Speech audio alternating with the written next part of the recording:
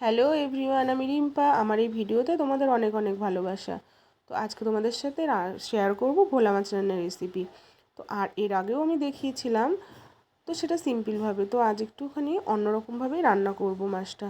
তো ভাবলাম চলো তোমাদের সাথে শেয়ার করি। তো মাছটা কিন্তু আমি 4 থেকে 5 বার ভালোভাবে ধুয়ে নিয়েছি।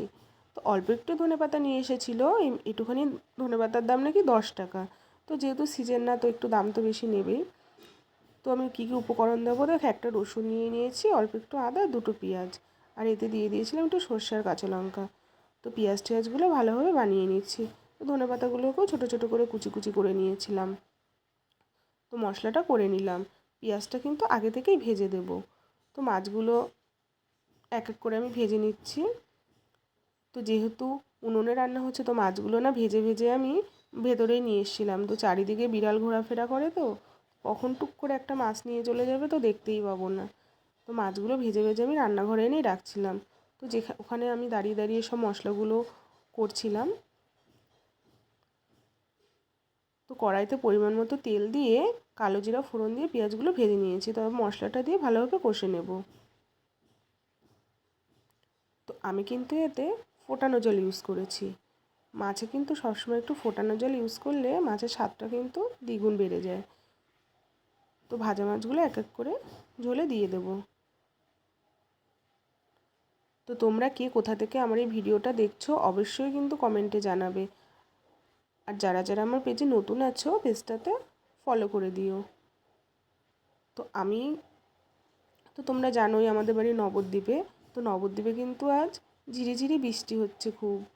তো তোমাদের ওদিকে কি বৃষ্টি হচ্ছে জানাতে ভুলবে না।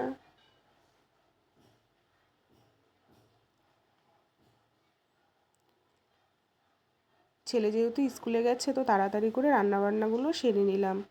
তো ছেলে ছুটি হয়ে গেলে আবার স্কুল থেকে চলে আসলে ওকে খেতে দিতে হবে। তো তাই ছেলের যেহেতু এক্সাম চলছে, তাই তার আসার আগেই আমি সব কাজগুলো গুছিয়ে নিই। তো আমি যে ধনেপাতাগুলো কুচি কুচি করে রেখেছিলাম, সেই ধনেপাতাগুলো আস্তে আস্তে উপর দিয়ে দিয়ে দেব। ধনেপাতা দেওয়াতে কিন্তু ভোলা মাছের স্বাদটা দ্বিগুণ বেড়ে যাবে।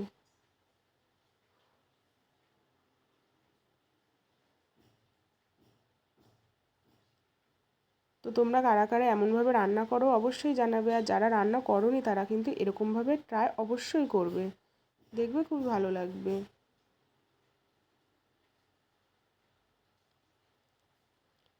তো তোমাদের সাথে গল্প করতে করতে আমার মাছ রান্না কিন্তু কমপ্লিট হয়ে গেল।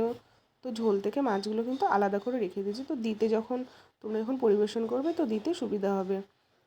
তো ছেলে স্কুল থেকে চলেও আসলো, তো আমরা দেখো দুজনা কিন্তু খেতেও বসে গেছিলাম।